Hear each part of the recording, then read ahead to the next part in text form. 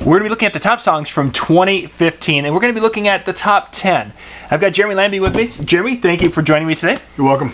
We are going to be looking at the top 10 songs, Jeremy, and we're going to be kind of going through and picking out a few of them that are probably going to be something that we've used already, or we're going to definitely be using in 2016, say with our teen dances, or maybe even our weddings. Okay, great. So let's go through it in Spotlight. We're not going to hit every song in the top 10, and we're going to actually be doing, this is the first part of a series, because we're going to be going through the top songs of 2015. Wonderful. We're going to do and give you guys just a little insight to what we've been using these songs with, and yeah, kind of go from there. So okay, let's start it out. The first song, number 1 for 2015, the top song was Uptown Funk. Has it not gone over for you? It's always gone over. Every single event. High schools. I did a bar dance last weekend. It was fantastic. And weddings, of course. It's probably one of my most popular songs from right around that 10 o'clock to 11:30 time period. So, how about for yourself? It's gone over very, very well. I think this is going to be one of the few songs. Every year there's maybe a song or two that has staying power. Yes. And I definitely think that this song is one that's going to have that power to be around, and we'll still be playing it in 5 years. This could be really 2015's version of Usher's Yeah. I think you're right. 2017, 2018, 2019, we're still going to have Uptown Funk in our playlist as one of your ace songs that you're going to play at, I don't know, maybe not as much as high schools, but definitely at weddings and definitely at bars. So, yeah. Moving on. Moving on. Number 2 was Thinking Out Loud from Ed Sheeran. Slow song. It has... I think the appeal of this song is probably going to be a little deceiving, because I think this song works on many levels, but I think it works better for a little bit more mature, like over a teenage crowd. It still works at schools, but I don't know if it's going to have the staying power to be really hot at school dances beyond. You're too much. What are your thoughts? Well, New Year's 2015, for one of my top slow dances of the night, or slow songs of the night, I played that song. It was still a hit. Weddings, I probably wouldn't play it. That's just me. And I don't play a whole lot of slow dances at bars or clubs. So, is it really going to last into 2016? Maybe the first few months, and then after that, I probably won't play it. See, and I've had, this is actually with my weddings this year, or especially towards the end of the season, I had people requesting this, and especially in those that 30 to 50 age range. And I don't know if that's because it just is appealing to that, or if it's just the when you watch the video and they're out there dancing to it. If there's a lot of women are in that 30 to 40-year-old range that wish their husband could dance like that. I'm not sure what the appeal is, but it's definitely, I think, a solid song. And right now, yes, it's really hot for schools, but it's not going to be like a Aerosmith's Don't Want to Miss a Thing. I mean, that's something that I still get requests at high schools for that. Absolutely. Millions of years later. I mean, they've blown up the comet 4 or 5 times. Exactly. I don't think this is going to definitely have that staying power. The asteroid. Exactly. Yeah. Let's bounce down to number 4, Trap Queen. Trap Queen. I did play it at my New Year's event, which was a teen event. Not as big as it was a few months ago.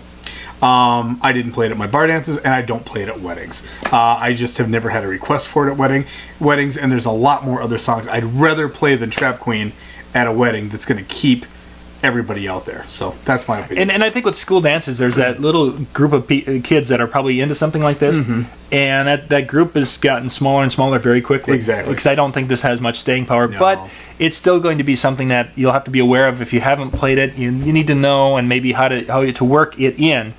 But I don't think you're going to have to worry about that too much into next year's school dances. 2 more that I definitely want to see. Number 6 and number 8. Let's talk about both of them. Let's jump down. Number 6 is one that's been, Walk the Moon. It's been huge this year. Is Shut Up and Dance. Again, another one.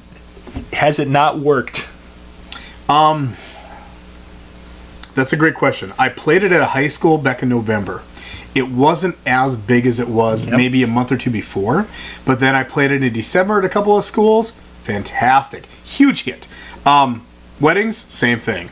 Everybody's on the dance floor because everybody knows it, and now it's a few months later, and those late 20s, 30s, 40s, 50-year-old people are going to be like, oh, I know this song, I can sing along, and they're going to be out there dancing to it. Bars, pretty much the same thing. Yeah, I definitely think so. I don't think this is going to have the staying power that Uptown Funk has, but I think it's going to be a solid song. It's going to be in that second tier rotation, I think, in the next year or so. I agree with you. Very, very good song. But let's see, you wanted to go to number 8. Let's go to number 8. 8, Watch Me Silento with that one.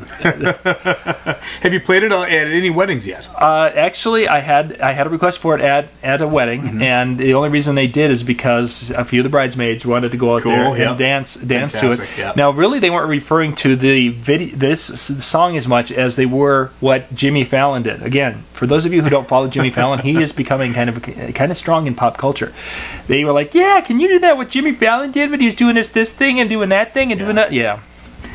That's what he was doing. What have you seen? Nothing has changed for high schools. It's still hot. I play Watch Me. Everybody's still out there. The same group that was out there in September, October, they're still out there dancing to that song.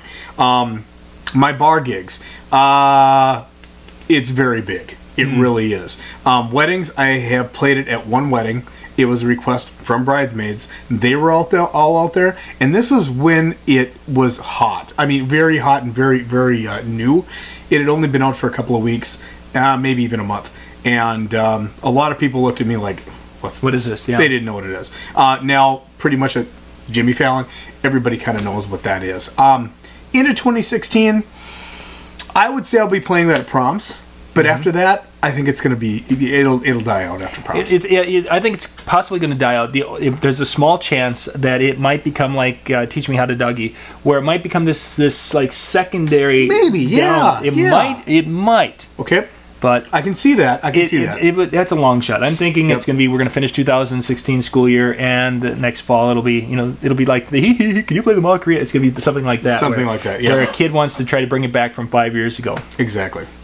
All right, so we're looking at the next from the 10 to the 20. Not yet. Let's finish up with the 10, and we'll do a second video with that. Perfect. And we're getting into the first of a string of songs at 9 and 10. Again, this is the Billboard Top 100 we're looking at, where The Weeknd is coming in with the Earned It and the Hills. Of the two songs, yes, those are both songs that are popular, but I can't say really much. Either of them would really do a lot for any dance floor that I've been working. They've worked very, very well at schools that I've been at. The Hills especially.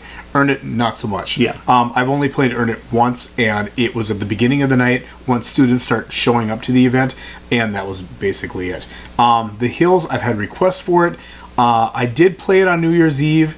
It wasn't as big as some of my other songs, but a lot of the students were still out there and they enjoyed it. I played it at my bar dance last week. It went really, really well for the people that wanted to be out there and listening to that type of music. But for bar dances, it was great. Yeah. Weddings, not so much. Not so much. I think it's definitely. I think The Weeknd's going to have an influence in our music for the next few years because it's a very talented man.